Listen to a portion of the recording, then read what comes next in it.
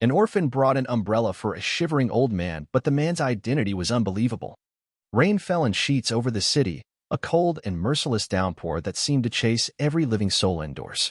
But amid the silver haze of the storm, one figure remained outside: an old man, hunched and trembling on a park bench, without even a jacket to protect him. His fingers clutched his knees, knuckles white, teeth chattering with each gust of wind. A boy, no older than 11, spotted him through the blur of raindrops. Most would have hurried past. Most had. But this boy, drenched from the knees down, stopped dead in his tracks. The sight of the man so exposed, so vulnerable, gripped his chest like a vice. The boy tightened his grip on the single worn umbrella he held. Without saying a word, he walked toward the man. "Sir," the boy said softly, raising the umbrella over the old man's head, shielding him from the icy rain. The man looked up, startled. His eyes were clouded with age, but behind them shimmered something curious, something like recognition. The boy didn't move. He stood beside the bench, his small frame trembling from the cold, yet refusing to step away. The man's voice cracked like dry twigs. "Why are you helping me?" The boy swallowed. "Because no one else would." That moment, Wyatt, simple, fleeting, would unravel a truth that would shatter everything the boy thought he knew about the world and himself. Act I, the boy who saw too much. Elijah Santos lived on the edge of nowhere, so it felt. After his parents died in a car crash 2 winters ago, he bounced between shelters and temporary foster homes like a note no one knew how to read. At 11, he'd already learned things most kids his age shouldn't. How to make ramen with a broken microwave. How to pretend he wasn't hungry. How to lie that he had somewhere to go after school. The foster home he stayed in now wasn't bad. Miss Karen wasn't cruel. She was just tired. Tired of the government paperwork. Tired of the long shifts at the nursing center. Tired of all the broken kids that came and went like weather. Elijah didn't expect love anymore. He only hoped for a little kindness. He had no friends at school. His clothes were outgrown hand-me-downs. And though the world bustled around him, families laughing at diners, fathers swinging kids in the air, moved through it like a ghost. Invisible. Unseen. Until that rainy Thursday. He hadn't meant to walk through the park. The storm had caught him by surprise, and cutting across the green was the fastest way home. But when he saw the man on the bench, curled like a question mark beneath the deluge, something in Elijah's chest cracked. Maybe it was because the man looked as lost as he felt. Or maybe because Elijah knew exactly what it meant to have no one looking for you. He stood beside the man in silence, umbrella held steady above both their heads, rain pelting the plastic canopy like 1,000 impatient fingers. "What's your name, son?" the old man asked at last. "Elijah." "That's a strong name." The man gave a faint smile. "Mine's Arthur." Arthur. The name didn't mean anything then. Not yet. Arthur's skin was paper thin, and his hands trembled from more than just the cold. He had the unmistakable look of someone who'd once worn dignity like a suit and lost it somewhere along the way. Elijah didn't know what to say, so he said what he could. "Do you want to come with me? There's an awning by the shelter down the street. I think they still have coffee." Arthur hesitated. His eyes flickered toward Elijah like he was searching for something. Ruth? Sincerity? And whatever he saw, it made him nod. The boy led him, slowly, umbrella still outstretched, both of them drenched below the knees. Cars honked past. No one paid them any attention. They sat beneath the awning of a closed pharmacy, steaming cups of watery coffee between them. The warmth was barely there, but it was enough to make Arthur sigh. "You're a strange boy," Arthur said with a smirk. Elijah looked at him. "Why?" "You see people." Arthur stared out into the dark. "Most people stop seeing after a certain age. They only look. You still see." Elijah didn't know what to make of that. But he didn't forget it. Not that night. Not ever. Act 2, a name that shocked the city. The next morning, Elijah found Arthur again, same bench, same corner of the park. He brought him a blanket this time. One Miss Karen wouldn't notice was gone. "You didn't have to come back," Arthur murmured. "I wanted to." So began their strange friendship. Each afternoon, Elijah visited him, brought him bits of food he'd saved. Half a sandwich. A bruised apple. He even offered his only pair of gloves one day. Arthur refused at first, but eventually he took them with shaking hands. Arthur told stories. Not the kind most homeless people told. Not about shelters or tragedies. No, Arthur told stories of the stock market, of traveling to Singapore, of making $1 million deals in glass towers. It all sounded like fantasy, until he mentioned a name. Chambers Blythe Financial. Elijah froze. He had heard that name. It was scrawled in gold lettering on a skyscraper downtown. The kind of building where men in suits didn't even hold their own umbrellas. That was my company, Arthur said, his eyes far away. I co-founded it. Elijah laughed at first. He didn't believe it. How could he? But that night, curiosity got the better of him. He went to the library and typed in the name. Arthur M. Kingsley, former CEO, billionaire. Disappeared 3 years ago after a scandal erupted. Embezzlement. Fraud. The press had a field day. But the body was never found. The case went cold. Elijah stared at the screen for a long time, mouth dry, fingers frozen on the keys. Arthur wasn't just any old man. He was that Arthur. Elijah sat frozen in the library chair, the hum of the fluorescent lights overhead dull and distant. The image of Arthur Kingsley on the screen, graying hair neatly parted, sharp eyes, tailored suit, was a haunting echo of the man he'd shared coffee with beneath a broken awning. How could a man who once owned a corner of the world now be sleeping in a park? The article was dated 3 years ago. It described Kingsley's downfall in meticulous detail, allegations of embezzlement, offshore accounts, a whistleblower inside his own firm. Then, suddenly disappearance. No arrest. No funeral. No trace. Just gone. Until now. Elijah pushed away from the computer and left the library in a daze. The city lights blurred in the rain like watercolor, his heartbeat loud in his ears. The bench where Arthur usually sat was empty that evening. Elijah waited anyway, long after the last bus rumbled past. But the old man didn't come. He returned every afternoon for 3 days. Still nothing. By the 4th, he started to believe he'd imagined it all. But on the 5th day, Elijah found him again, though Arthur was different now. More guarded. As if he knew Elijah had discovered something. You weren't there, Elijah said, breathless. Arthur nodded, but his eyes didn't meet the boy's. I had to disappear again, he murmured. Sometimes, the world forgets you exist. Sometimes, it remembers too much. Elijah sat beside him on the bench, holding a small plastic bag with 2 egg sandwiches. He passed one over. Arthur accepted it without a word. Finally, Elijah spoke. You used to be rich. Arthur's jaw tightened, but he didn't deny it. You were on the news. I was on a lot of things, Arthur said bitterly. Magazine covers. Investor boards. Government blacklists. You're Arthur Kingsley, Elijah said. The old man turned to him sharply. No, he said. Not anymore. Silence stretched between them like fog. Elijah lowered his eyes. But why? Why would someone like you end up here? Arthur exhaled slowly. Because I forgot what mattered. I thought I was building an empire. But I was building a cage. He looked out at the city skyline. Everything I had, the money, the houses, the private jets, they were all paper. Paper burns fast. Elijah didn't fully understand, but he nodded anyway. He knew what it felt like to lose things you never thought you'd lose. But the news said you stole, Elijah added, more quietly. Millions. Arthur didn't flinch. I didn't steal. But I didn't stop others from doing it either. That was my real crime, cowardice. I let it happen under my name. I let them hide behind me. Why didn't you fight back? I tried. By the time I realized how far it had gone, I was already in too deep. The board turned on me. The media spun the story. My own partners buried me. So I disappeared. And no one came looking for you? Arthur smiled bitterly. Of course they didn't. They were happy I vanished. It saved their skins. He paused. Until you came along. Act 3, the choice. Elijah didn't know why, but he couldn't stop coming back. Something about Arthur's presence's quiet dignity, even in rags, tugged at the part of Elijah that still believed people could be better than their worst day. Some nights, Elijah even snuck out blankets from the shelter and tucked them under the bushes near the park where Arthur sometimes slept.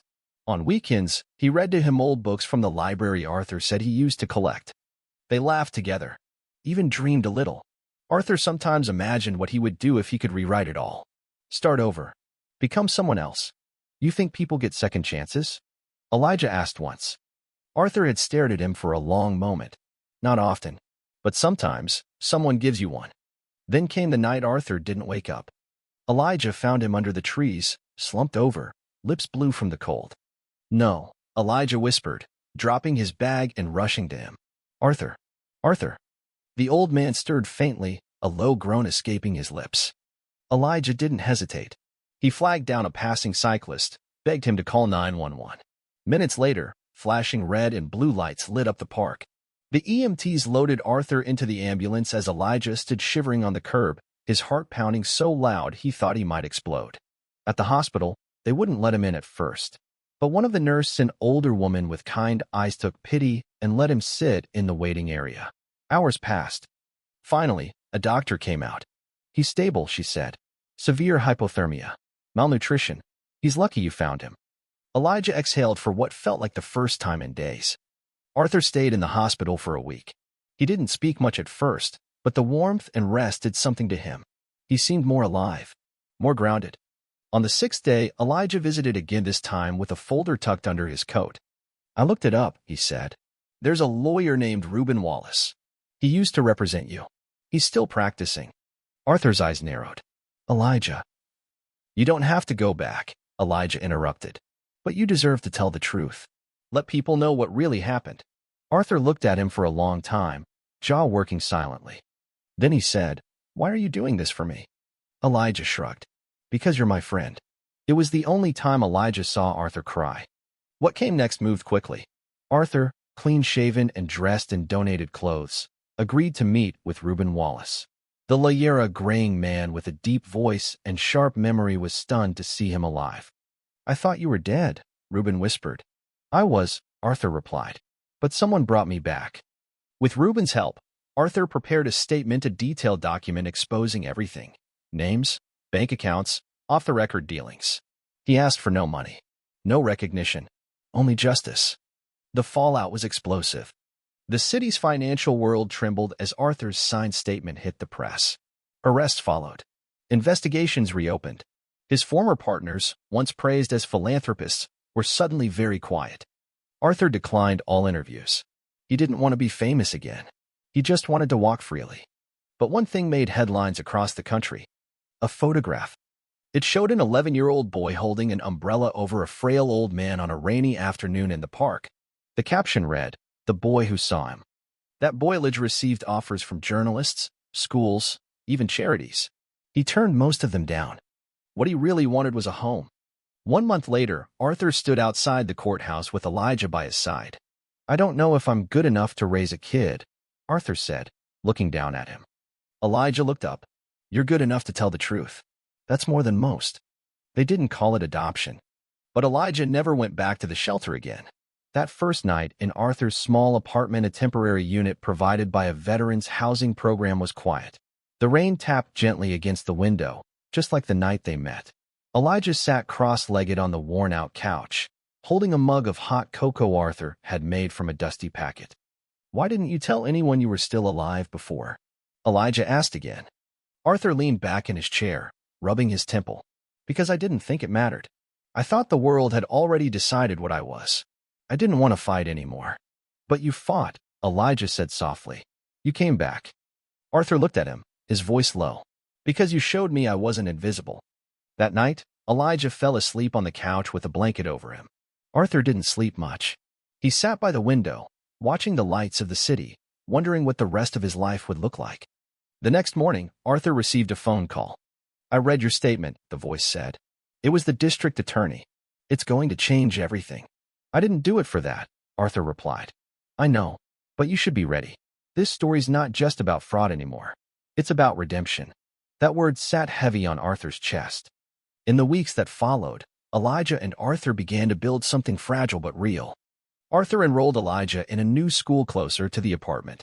He walked him to class the first day, wearing a borrowed overcoat and shoes 2 sizes too big. Other parents stared. Elijah didn't care. At school, the other kids asked questions. Was it true? Was he the kid in the photo? Elijah nodded but said little else. He wasn't interested in being a celebrity. He just wanted a desk of his own, a quiet place to eat lunch, and someone to ask him how his day had been. Arthur became that someone. He showed up at every parent-teacher meeting. He learned how to cook 2 kinds of pasta. He picked up donated furniture and slowly turned the empty apartment into something warm. He even found a chessboard and taught Elijah how to play. "You used to play with important people, right?" Elijah asked. Arthur chuckled. "Yeah, but none of them were as clever as you." But shadows still lingered. One afternoon, a man in a suit knocked on their door. Arthur answered cautiously. "Mr. Kingsley, I'm with the SEC. We'd like you to testify before a federal committee. Arthur's shoulders stiffened. I already gave my statement. This is bigger than statements. They want to hear from you directly. On record. In Washington. Arthur closed the door slowly after the man left. That night, he sat across from Elijah at dinner, poking at his food. If I go, it means they'll dig everything back up. I'll be in the news again. They might smear me. They'll try to twist it. Elijah put down his fork. So tell them everything. You always told me the truth matters more than being comfortable. Arthur smiled at that. You listen better than I did at your age. He agreed to go. The hearing was brutal. Cameras flashed. Reporters shouted questions. Protesters stood on either side, some cheering his courage, others denouncing him as a traitor. Arthur sat before the committee, his posture stiff but composed. He told them everything again: names, numbers, patterns, and pressure. He spoke not just of the crimes but of the culture, of the arrogance, of how easy it was to lose your soul chasing success. I built something I thought would last, he said. But what I built was power without purpose. I let greed make decisions for me. And when I realized the cost, it was too late.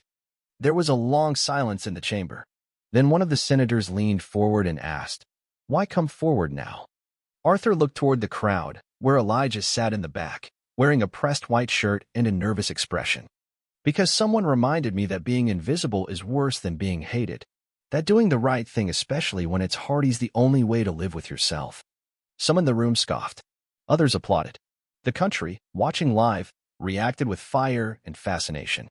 Arthur Kingsley was back, but not as a tycoon, as a man trying to put things right. That summer, Elijah and Arthur moved again, this time to a quieter neighborhood, near a library and a park with wide trees. Elijah had his own room for the first time in years. He painted the walls pale blue and lined the shelves with books. Arthur gave him space but was always nearby. One morning, Elijah came out holding a letter. "It's from that private school, the one with the scholarship." Arthur blinked. "You applied?" "I didn't think I'd get in," Elijah shrugged. "But I did." Arthur was speechless. "I want to try," Elijah said. "But only if you're okay with it." Arthur smiled, his eyes shining. "I've never been more proud." Late one evening, months later, Elijah sat on the porch steps, staring at the stars. Arthur came out with 2 mugs of tea and handed one over. "You think we'll always be okay?" Elijah asked. Arthur took a slow sip. "I don't know." He looked out into the night. "But I know we've already survived the worst parts. That counts for something." Elijah nodded. "You're not invisible anymore." Arthur reached over and squeezed the boy's shoulder. "Neither are you." September came, bringing golden light through the windows and a chill in the morning air that hinted at the coming fall. Elijah adjusted quickly to the new school, though it wasn't easy. The campus was sprawling, the uniforms stiff, and most of the other kids had last names that carried weight in the city: politicians' sons, heirs to family firms, celebrity children. Elijah didn't fit. He knew it the first day, when a boy named Dalton asked him if he was that charity case from the news. Elijah answered with a nod and turned away, unwilling to let the insult live inside him. But Arthur noticed the quiet shift in his mood when he came home.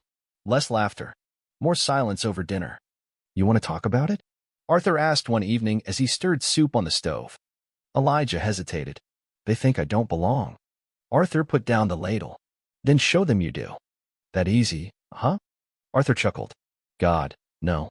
But if I survive being ripped apart on national TV, you can handle a few snobs." Elijah gave a crooked smile. "I liked it better when you were just the guy on the bench." Arthur smiled back. "Me too." Over time, things changed. Not dramatically, but small victories came. A teacher who praised Elijah's essay on what makes a man, not knowing the subject, was inspired by Arthur. A girl who offered him half her sandwich at lunch without asking where he came from. A librarian who let him stay late to read in the quiet. Elijah started building something at school: respect, maybe even friendship. And Arthur, quietly, was building too. He had begun consulting. Not for banks or hedge funds, but for nonprofits and whistleblower foundations. Organizations trying to protect against the very rot Arthur had once enabled. His insight was valuable, not just because he'd lived it, but because he didn't sugarcoat it. "I built my fortune pretending the system worked," he told one group. "Now I want to help those brave enough to challenge it." He gave talks at law schools and ethics panels. He refused speaking fees. The only thing he asked for was a copy of the recording for Elijah. "I want you to hear it from me," he said. all the mistakes, all the regrets. But not everyone welcomed his redemption. One night, after a panel in Midtown, Arthur and Elijah walked out to find their car's windshield smashed. A note tucked under the wiper read, "Some people don't get to come back." Arthur read it, jaw clenched, but didn't say a word. He threw the paper in the trash and helped Elijah into the car. On the ride home, Elijah asked, "Does it ever go away? The guilt?" Arthur didn't answer right away. "No," he said, "but it doesn't get to own me anymore." A few weeks later, Elijah received an unexpected visitor at school. His old caseworker, Miss Benton, showed up in the hallway during lunch. "Elijah," she said, her voice warm but tired, "I just wanted to check in." He followed her to an empty classroom. Arthur had mentioned she might reach out, now that some of the legal dust had settled. She sat with her hands folded. "There's an option on the table," she said. "Arthur can apply to be your permanent legal guardian. It wouldn't be full adoption given his age and history, but it would make your placement official." Elijah blinked. "He didn't tell me. He didn't want to pressure you." Elijah swallowed. "What do I have to do?" "Just say yes." He looked out the window for a long time, then nodded. Arthur read the signed papers at the kitchen table that night. His fingers trembled as he turned each page. "You sure about this?" he asked. Elijah looked up from his cereal. "Are you?" "I thought I was too old for fatherhood," Arthur said. "Turns out, I just didn't know what it really meant." They didn't celebrate with balloons or confetti. They celebrated with pancakes at a diner on the corner. Arthur ordered 2 stacks. Elijah added too much syrup. Neither of them mentioned the word family. They didn't have to. It was already true. In October, something happened that neither of them expected. An article appeared in the New York Times, written by a respected journalist who had followed Arthur's story for months. It was titled, "The Billionaire Who Disappeared and the Boy Who Found Him." It went viral overnight. Unlike the past coverage, this story wasn't about scandal, it was about recovery. It told the story of a man who had walked away from power and a child who offered him humanity when the world had stripped it away. The photo at the top showed Arthur and Elijah sitting together on the park bench where they had first met. Only now, the bench was dry. The sky behind them was clear. And both of them were smiling. Suddenly, interview requests flooded in. A documentary producer sent a formal proposal. A publisher offered Arthur a book deal. Schools invited Elijah to speak about resilience. Arthur declined most of it. But there was one opportunity he didn't turn away from: a scholarship fund. He worked with a philanthropic foundation to establish the Umbrella Fund, dedicated to children in foster care who had aged out without permanent families. The mission was simple: no child should grow up believing they're invisible.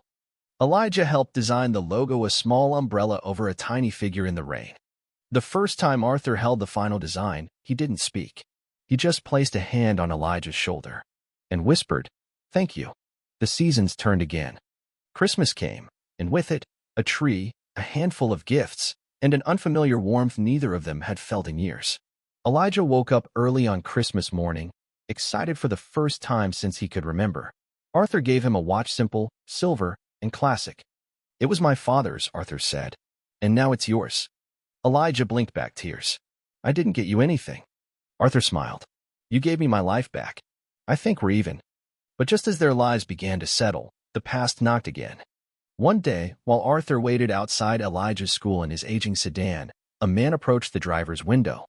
Arthur didn't recognize him immediately until he said the name. Mitchell Carr. Arthur's blood went cold. Carr had once been his chief financial officer and one of the men who had orchestrated the worst of the fraud. He had testified in Arthur's absence and walked away with a golden parachute. "What do you want?" Arthur asked, voice hard. Carr leaned in slightly. "You think your little redemption tour absolves you? You think the world forgets what you were?" Arthur stared him down. "The world doesn't forget, but it forgives when you're honest." Carr smirked. "Good luck with that." He walked away.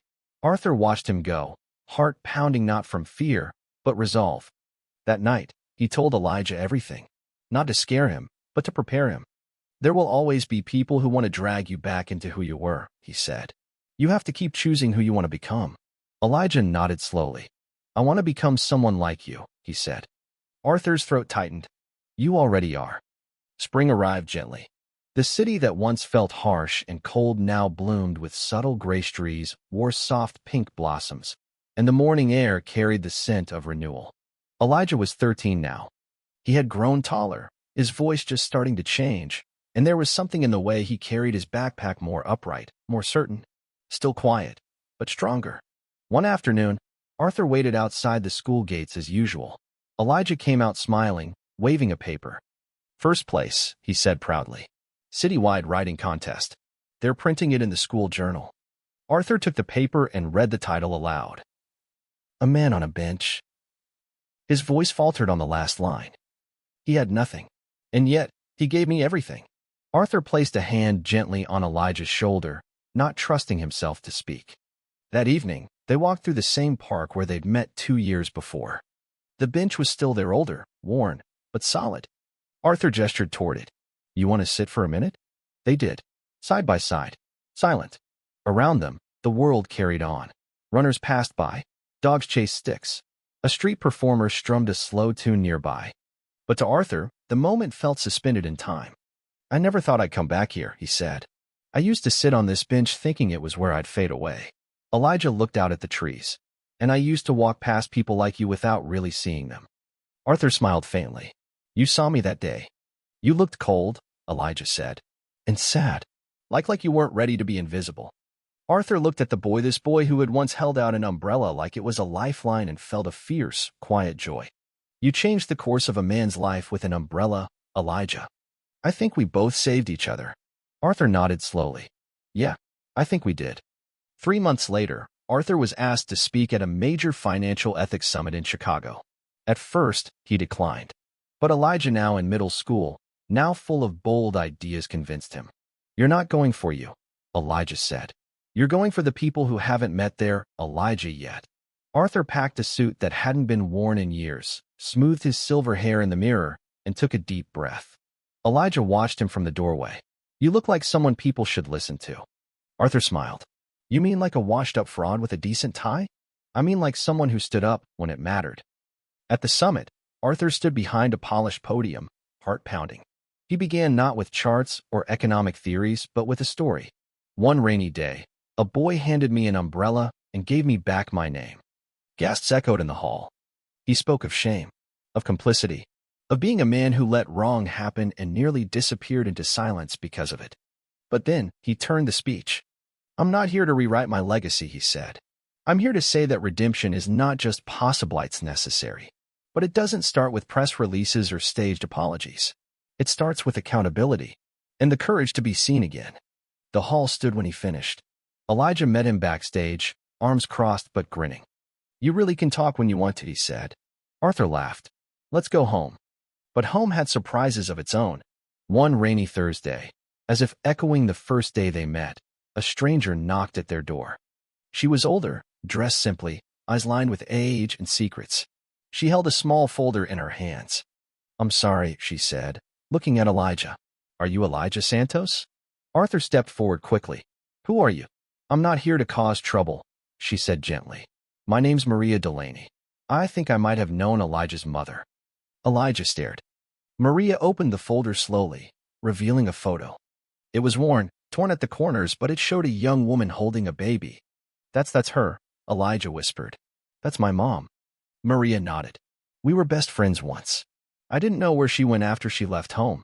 I've been looking ever since I saw your name in the paper last year." Inside the folder was a letter handwritten, dated 13 years earlier. It was addressed to Elijah, from his mother. She had written it from a hospital bed, not knowing if she'd survive. Arthur stepped back, letting Elijah read it in quiet. It was a message of love, of regret, of hope. And at the bottom, in fading ink, it read, "If you ever feel alone, remember someone in this world is looking for you." Elijah folded the letter against his chest, tears streaming silently down his face. Arthur didn't speak. He just wrapped his arms around the boy who had become his son. Weeks passed. Elijah stayed in contact with Maria carefully, slowly. She wasn't a miracle, and she wasn't trying to take him away. She just wanted to know the boy her friend had loved. Arthur, surprisingly, encouraged it. "Knowing where we come from doesn't mean losing who we are," he told Elijah. "It just means adding more to the story." On Elijah's 14th birthday, Arthur did something unexpected. He brought him back to that first umbrella, the one Elijah had used that rainy day. It had been kept all this time, folded and fragile in a drawer. Arthur handed it over. It doesn't work anymore, he said. But I thought maybe you'd want it. Elijah looked down at the frayed handle, the bent spokes, the patches of rust. I love it, he said. Arthur nodded. It reminds me of who I was and who I got to become. Elijah took the umbrella, hugged Arthur tightly, and whispered, Thank you for seeing me. Arthur didn't answer right away. Then he said, Thank you for saving me. Epilogue. Years later, a new article appeared in the Times. Not front page this time, but still special. It told of a scholarship graduate named Elijah Santos, now a social worker, helping kids in the foster system find homes. It described his unusual upbringing. A boy who had nothing, who gave everything, who found an old man in the rain. There was a quote from Elijah at the end. I used to think I was invisible. Now I know. Being seen once can change everything. And beside the article, a photo. A worn park bench. An umbrella folded gently on the seat. And a bronze plaque that read, For the ones who stopped. For the ones who saw. For the ones who loved anyway. Maria Delaney stood at the edge of St. Augustine's Cemetery, the spring wind tugging at the corners of her scarf. She hadn't been here in 20 years. The gravestone was small, weathered, simple. Lucia Santos. Beloved daughter. Loving mother. A heart too gentle for this world. Maria swallowed hard. She placed the letter faded and creased on the grave, her hand lingering for a moment before letting go. It was the last piece of Lucia she had left. And now, it belonged here. Back in 2009, Maria had driven her best friend Lucia to the women's shelter on the north side of the city. Lucia had bruises she refused to talk about and a pregnancy she hadn't planned. She was 21, scared, and trying to be brave. Maria had begged her to come stay at her place, but Lucia had shaken her head. I need to do this by myself, she'd said. If I mess this up, I don't want to drag anyone down with me. Maria had watched her walk through the shelter's front doors and disappear. She never saw her again. Not until a decade later when a newspaper article went viral. Maria remembered that morning clearly. She was sipping instant coffee at her kitchen table, scrolling aimlessly through news headlines. She almost skipped it. But then the photo caught her eye. A boy, a man, a bench, and a name, Elijah Santos. Her heart had clenched. It couldn't be, could it? She clicked. As she read, pieces came together. Lucia's last name, the right age, the right city, the timeline. It all fit. And the photo, his face. He looked just like her. It had taken her 6 months to track down the right social worker. Another 3 to get permission to meet him. When she finally knocked on Arthur Kingsley's door, Maria felt more nervous than she had on her wedding day. And when Elijah opened it, she had to grip the railing to keep from falling. He looked like Lucia. Exactly like Lucia. They didn't become a family overnight. Maria didn't expect them to. She was a stranger in his life, a footnote in a story that had already rewritten itself. But over time, something tender grew between them. Elijah wrote to her. She called on holidays. They shared pieces of Lucia that neither had fully understood on their own. He laughs like her, Maria told Arthur one evening after dinner. Same little crinkle around the eyes. Arthur had smiled. He gives like her, too. Now, standing at Lucia's grave, Maria finally felt like she had arrived at the end of something. Or maybe the beginning. You did it, Luce, she whispered. You kept him safe even when you couldn't be there. A soft breeze passed, lifting her scarf and carrying with it the faintest scent of blooming cherry blossoms. She closed her eyes, letting herself believe, just for a moment, that Lucia was there listening. Maria spent the next day with Arthur and Elijah. They had a tradition now Friday night dinner at their apartment. Elijah did most of the cooking these days. He was taller now, more confident. His voice had deepened. His room was filled with books and music and photos. One, framed by his bedside, showed Arthur and Maria standing on either side of him, all 3 wearing silly paper hats from a birthday party. They were an unconventional family, but it was real. After dinner, Maria sat beside Arthur on the back porch while Elijah cleaned up inside. You ever think about writing it down? She asked. Arthur raised an eyebrow. The story. She nodded. Not the one they all read in the Times. The real one. The quiet parts. The cold nights. The decision to stay. Arthur sipped his tea. I've thought about it. You should, she said. Because redemption stories are rare. But even rarer are the ones where people actually change. He looked at her, a soft expression on his face. I didn't change, he said. I just remembered who I was before I forgot. Maria smiled. That's even better. Later that night, Maria found herself alone with Elijah. He was putting away dishes, humming under his breath. She watched him for a while before speaking. "You know, your mom used to sing that song." Elijah looked up, startled. "Really?" "Every time she was nervous. I remember one night we were stuck in traffic and she was scared we wouldn't make it home in time for curfew. She sang it the whole way to calm herself down." Elijah leaned against the counter. "I don't remember her voice." Maria reached into her purse and pulled out a small tape recorder. "I found this last week. It's old, but it still works. Your mom recorded a lullaby on it when she was pregnant. Said it was for the baby in case she didn't get the chance to sing it herself." Elijah took it with trembling hands. "Can I?" Maria nodded. "Take your time." He didn't play it that night. Not right away. But later, in the quiet of his room, he sat on the floor, closed his eyes, and pressed play. And her voice, soft, shaky, beautiful, filled the room.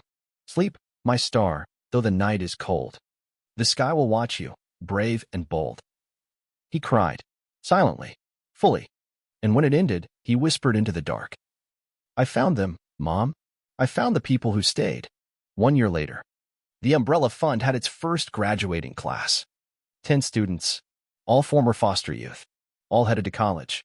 At the ceremony, Arthur stood in the back, clapping quietly. Elijah took the podium.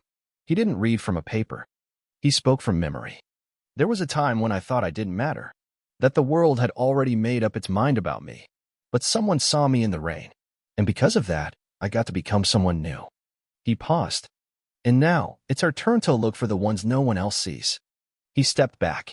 And from the audience, Maria stood, wiping her eyes. Arthur joined her, gently touching her arm. They watched the boy they both loved walk off the stage, not just a survivor, but a light.